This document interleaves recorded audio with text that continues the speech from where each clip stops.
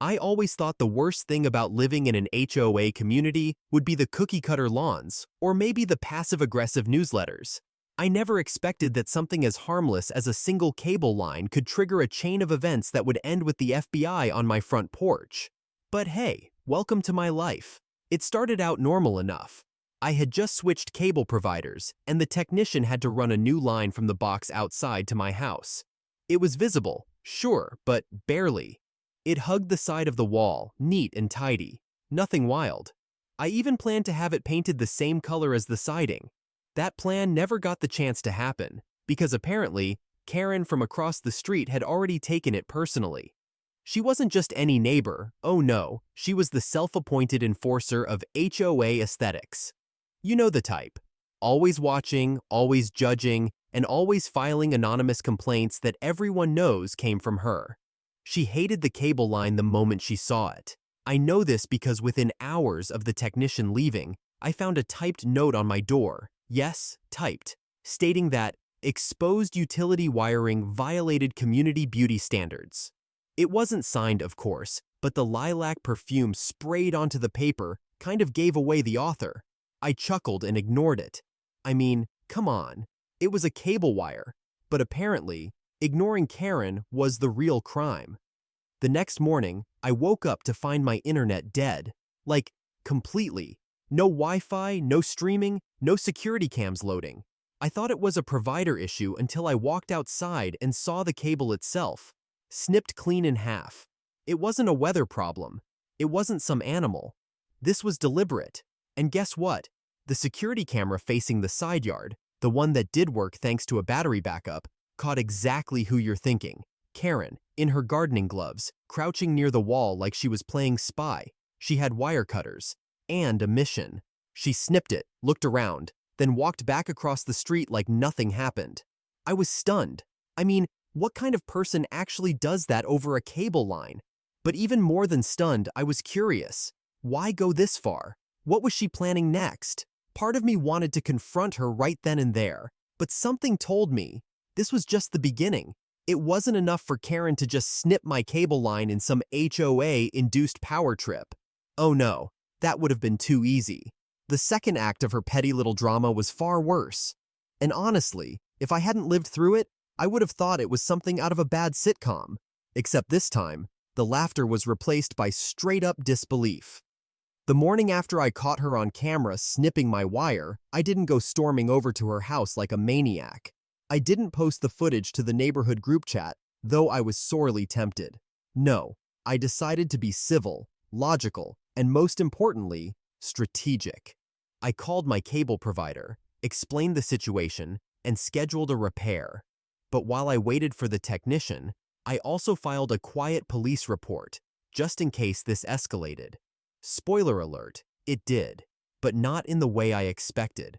3 days later, a new technician came out and reconnected everything. This time, I asked him to place the cable even more neatly, running it behind a decorative screen and securing it with clips so tight you could barely spot it from 10 feet away. I even painted the visible parts to match the house trim. Frankly, it looked better than the original setup, and way better than any other exposed wiring I'd seen around the neighborhood. I thought maybe, just maybe, Karen would move on. But I underestimated her commitment to chaos.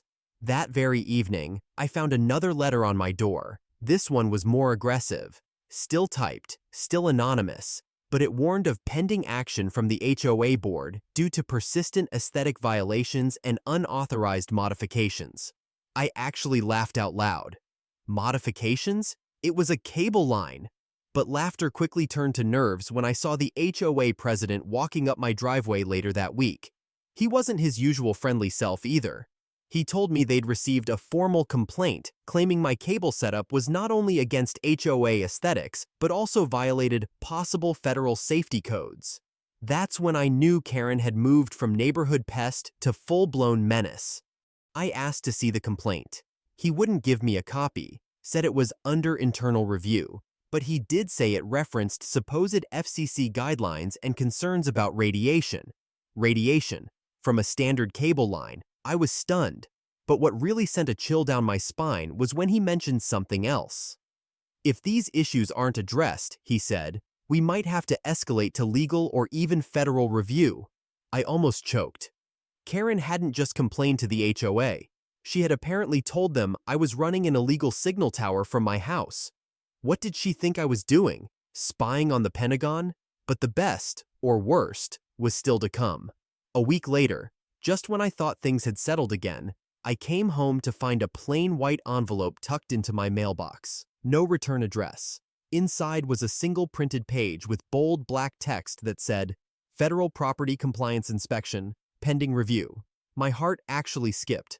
I wasn't sure if it was a prank, a fake, or some new level of Karen crazy. I held it up to the light like a detective. No watermarks, no contact info, just that single line. I decided to play it safe and called a friend who works in local government admin. He took one look and said, "This looks like something someone printed at home."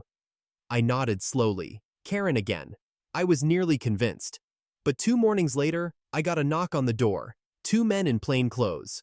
One flashed a badge, FBI. Not HOA, not local police, FBI. I froze. I swear, for half a second, I thought maybe I had downloaded the wrong file on the internet or something. My brain went into panic mode. The taller one asked if I was the homeowner. I nodded. He asked if I had installed any external broadcast equipment in the past 6 months. I blinked, then said, "You mean my cable line?" They exchanged a quick glance. I invited them in, and my hands were shaking. I explained everything. The HOA, Karen, the cut cable, the letter, all of it. They asked to see the equipment, and I showed them the exact setup the technician had installed. After a few minutes of checking, one of them sighed and said, "Yeah, this isn't what we were told it was." That's when it got real. One of them pulled out a notepad and said, "Your neighbor filed a federal complaint claiming you were operating unauthorized surveillance equipment that might interfere with local airspace." I blinked again. "You mean like spy stuff?" He nodded. "It's not the first time we've had someone abuse the system with fake reports, but it's rare." I asked if I was in trouble. He smiled and said, "No, but we need to talk about your neighbor." And just like that, the attention turned. Not on me, but on Karen. I offered them the security footage of her cutting my cable. They took it, thanked me, and promised to follow up. As they walked out the door, one turned and said, "If she contacts you again, let us know immediately." And there it was. The moment it flipped. Karen's petty war over a cable line had officially escalated into a federal issue. And now the spotlight wasn't on my house anymore. It was on hers. And trust me, I had no idea just how much darker things were about to get. I wish I could say I was surprised when the knock came, but when you've been living next door to someone like Karen, someone who thinks the HOA handbook is the Bible and she's the chosen prophet, every day starts to feel like a ticking time bomb. Still, nothing prepared me for this. That morning was completely ordinary. I was sipping lukewarm coffee in my robe, scrolling through an inbox full of spam, when the knock echoed through the house like a thunderclap. It was firm, measured. Not the kind of knock that belongs to a neighbor bringing banana bread or a kid selling cookies. It was the kind of knock that makes your stomach drop before your brain even catches up. I opened the door, heart already in my throat, and there they were. 2 men in plain clothes, both in black windbreakers, sunglasses, and the kind of expression that says, "We don't have time for small talk." One of them flipped open a badge so quickly I barely caught the letters, but I saw enough. FBI. Now, let me pause here and say, I'm a regular, painfully average person. I pay my taxes. I recycle. I don't even jaywalk. So when an FBI agent shows up on my porch asking if I'm the homeowner, your brain doesn't go, "Ah, yes, that makes sense." No, your brain screams, "What did I do?" I blinked and nodded. My voice didn't even work at first. The taller agent glanced at a small notepad and then asked me, "Have you recently installed or used any external broadcasting or surveillance equipment?" And right then, like puzzle pieces crashing into place, I knew exactly what this was about. I didn't even need to say her name. Karen. I told them I had only had a cable line installed. Standard stuff, nothing more. One of them raised an eyebrow, clearly skeptical. "Mind if we take a look?" he asked. Now, if you've never had the FBI in your living room, let me tell you, it is the most surreal out-of-body experience you can imagine. I led them in, hands slightly trembling, praying they wouldn't suddenly find some bizarre reason to cuff me and drag me into some black SUV. We went to the side of the house where the cable ran, painted to match the siding, neatly pinned down, not even visible unless you were actively looking for it. They examined it closely, the shorter one even pulling out a small device to scan something. I watched in complete silence, pulse pounding, every episode of Criminal Minds I'd ever seen flashing through my head. After what felt like an hour, but was probably 5 minutes, one of them looked up at me and sighed. "This isn't what we were told it was." I blinked. "Excuse me?" The agent explained that a report had been filed, a formal federal complaint, alleging that I was operating unauthorized surveillance equipment and possibly even interfering with local air traffic communications. At first, I laughed because it sounded so ridiculous, until I saw their faces. Dead serious. Someone had actually accused me of being a domestic threat. A spy. And while I didn't need to guess who made the report, I asked anyway, just to be sure. They couldn't confirm the source officially, of course, but they said this wasn't the first time they'd had to follow up on, let's say, overly creative complaints from private citizens. One agent leaned in a little and said, "We've seen this before. Some people abuse federal reporting tools to target neighbors over personal disputes. It's rare, but it happens." That's when I showed them the security footage. I had saved the clip of Karen cutting my cable line, her face caught crystal clear in my side camera. They watched it silently. No sound, just her, crouching in broad daylight with wire cutters like it was the most normal thing in the world. One agent smirked, the other didn't. He asked me if I'd reported it. I told him I had filed a police report but hadn't pressed charges, yet. He nodded and said, "Well, that might change soon." They asked if she had contacted me again after the incident.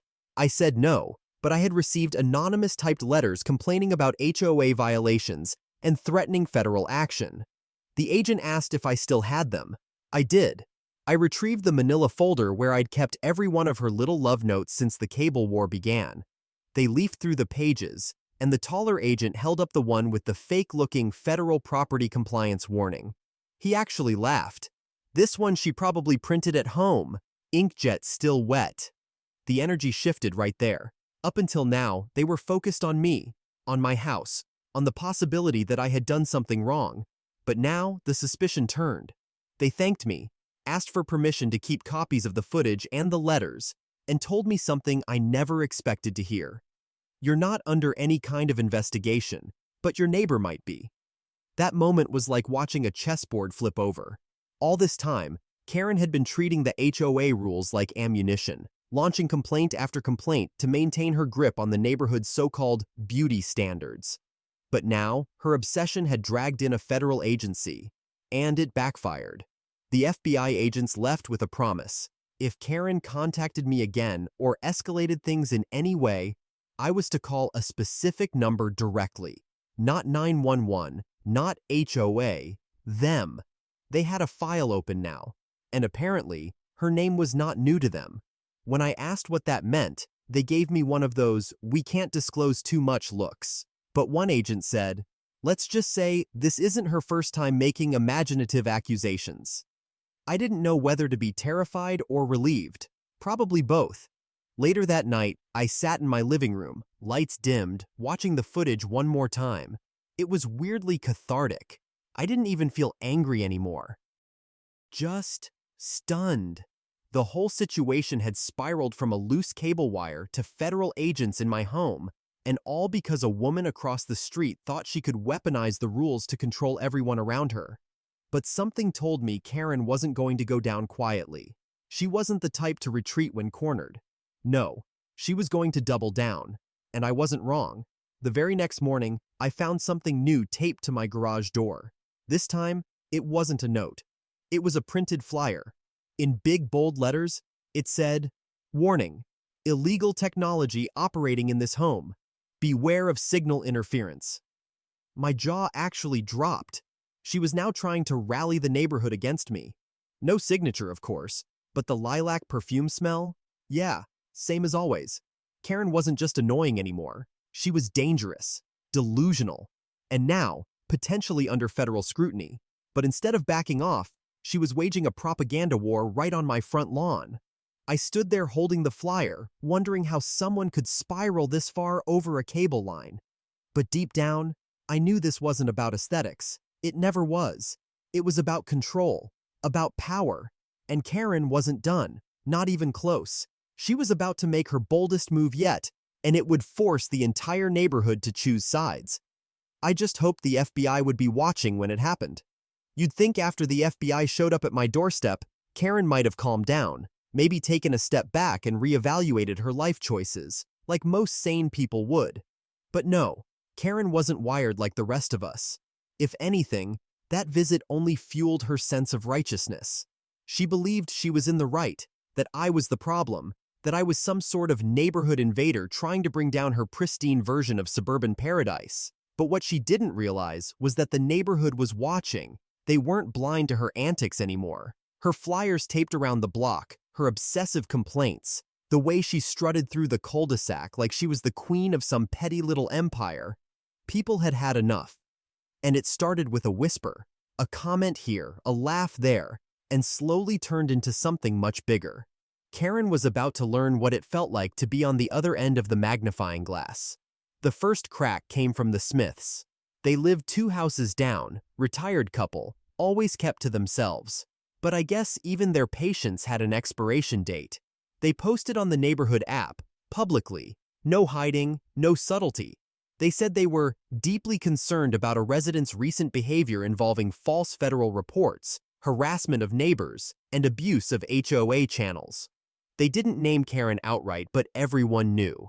The comments exploded within hours. Dozens of neighbors chimed in. People shared stories, how Karen reported someone for having wind chimes that were too noisy or flagged a teenager for loitering just for sitting on their own porch. One guy even said Karen once called animal control because his dog barked once during a thunderstorm. The floodgates were wide open, and it was like everyone had been waiting for permission to speak. And speak they did. Karen, of course, didn't stay quiet. She responded with a lengthy post of her own, calling everyone ungrateful and blind to the slow decay of neighborhood standards. She said she was just trying to protect property values and accused the rest of us of turning the neighborhood into a circus of mediocrity. That post backfired hard. People mocked her. Someone even made a parody HOA newsletter titled Karen's Commandments, listing all her absurd complaints, like, "Thou shalt not have solar lights that blink," and "Thou shalt park only within exactly 2.3 inches of your driveway center line." It was brutal, hilarious, and absolutely deserved. But it wasn't just online anymore. The real blow came when the HOA board finally stepped in. For years, Karen had been manipulating the HOA like her own personal army, sending them reports, nudging board members with suggestions, and even trying to rewrite bylaws to favor her obsessive sense of order. But now the board, especially the newer members who weren't under her thumb, had seen enough. The FBI visit had raised eyebrows, and the pile of complaints from other neighbors had finally tipped the scale.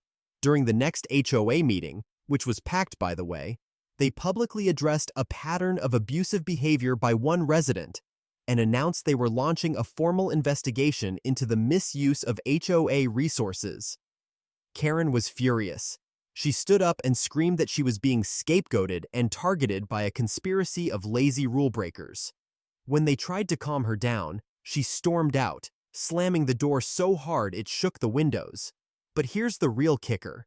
Remember that flyer she taped on my garage warning about illegal technology? Yeah, I kept it. And so did others who got the same nonsense.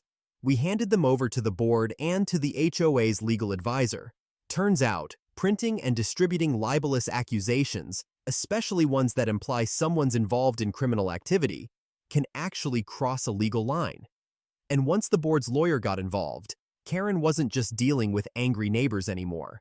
She was dealing with potential civil liability. That's when she really started spiraling. Her smug strut was gone. She avoided eye contact on the street. No more late-night patrols with her clipboard and flashlight. The queen of aesthetics had become the neighborhood's cautionary tale. Then came the sweetest irony. A couple weeks later, Karen got hit with a violation notice from the very HOA she used to weaponize. Apparently, her back fence had faded paint, and her rose bushes extended 2 inches past the property line. It was like poetry, beautiful poetic karma. She appealed, of course, argued her case in front of the same board she once bullied and lost. They even fined her, not a big fine, just enough to sting her pride. But that's not even the best part. The board also voted to remove her from the Community Standards Subcommittee, a group she basically ran like her personal empire. That title? Gone. Her influence? Gone. Her voice? Well, it was still loud, but no one was listening anymore. And while all of this was happening, I just lived my life. Quietly, peacefully. I'd wave to neighbors who never used to look my way, chat with the Smiths when walking my dog, and sometimes sit on my porch just to enjoy the silence. No wires cut, no surprise visits, no drama, just peace. But even in that peace, I knew something. Karen wasn't done. Not really. People like her don't just disappear. They retreat, they regroup, and they wait for the next opportunity to strike. But now, she wasn't the predator anymore. She was the punchline. And when your entire reputation is built on control, losing it all might just be the most painful punishment of all. Because for the first time, Karen had no one left to police. And worse, everyone was watching her. She could feel it in the quiet whispers, the side glances, the way doors didn't open when she walked by anymore. That picture-perfect image she tried to build was shattered, and no one was interested in helping her pick up the pieces. The neighborhood had spoken, and they were done bowing to the self-appointed queen. Karen got a taste of her own medicine, and this time, it was a full prescription. Bitter, cold, and exactly what she deserved. You'd think that after getting dragged by the entire neighborhood, losing her HOA clout, and practically being shunned like a schoolyard bully caught cheating, Karen might finally call it quits. Maybe move away quietly, lay low, or at least stop looking at everyone like we owed her an apology. But no, Karen wasn't built to retreat. She was built for drama. And just when we thought the saga was dying down, it all took a sharp turn from petty neighborhood politics to something way bigger, something federal. It started with a knock, not at my door this time, but at the home of Mr. Hill, our HOA treasurer. He's this calm, no-nonsense guy, kind of the human version of a spreadsheet. He'd stayed out of the drama for the most part, but he had access to all the HOA records, emails, meeting minutes, complaint logs. And apparently, someone had tipped off the authorities that Karen may have falsified certain documents and misrepresented complaints to escalate them into what she thought would trigger official investigations. That FBI visit I got? It wasn't just because Karen reported a suspicious device. It was because she framed the entire thing as a public safety threat, using doctored emails and exaggerated reports to support her claims. Turns out, filing false reports to a federal agency is not just a little over-the-line HOA shenanigan. It's a serious crime. Now, here's the twist. Mr. Hill had received an anonymous request months earlier to investigate Karen's pattern of complaints. He'd quietly started looking into it and found some inconsistencies. Reports that didn't match timestamps. Complaints that were supposedly signed off by multiple neighbors who denied ever seeing them. One document even had a forged signature from a former board member who'd moved to Florida. And that's when Mr. Hill contacted the authorities. That knock at his door? That was a follow-up. Because what started as a neighborly dispute had now escalated into a federal inquiry into possible fraud, impersonation, and obstruction. Karen had no idea what was coming. She kept walking the neighborhood like she was untouchable, but the whispers got louder. Some neighbors even received formal inquiries. Questions about Karen's reports, what she said, who she claimed backed her up. And then, just like that, she vanished. Not entirely, but her car stopped appearing in the driveway. No more garden pruning at 6 a.m., no HOA clipboard in sight. Days passed. A week. Then 2. Someone said she was visiting family. Another said she went on vacation. But most of us figured the truth was a whole lot messier. Finally, one day, a white sedan pulled up to her house, government plates. 2 men in suits walked up and knocked. This time, she was the one as Samam Shazan answering the door with a nervous face. We didn't hear what was said, but we saw enough. She didn't scream. She didn't rant. She just stood there quiet, shoulders tight, head low. When they left, she closed the door behind her and didn't come back out for the rest of the day. That was the last time I saw Karen looking like Karen.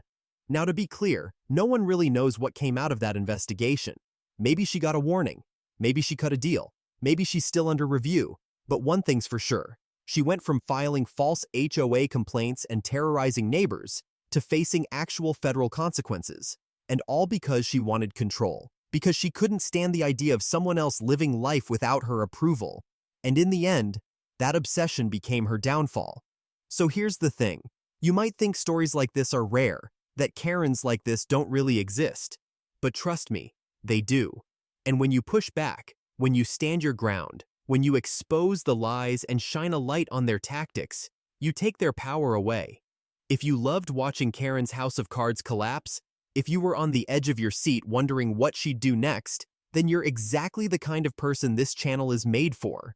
These aren't just stories. They're real slices of suburban drama, of standing up for yourself, of finding community in the face of chaos. So go ahead, hit that subscribe button, because there are so many more wild stories coming your way. The kind that make you laugh, shake your head, and say, "Oh, no, she didn't."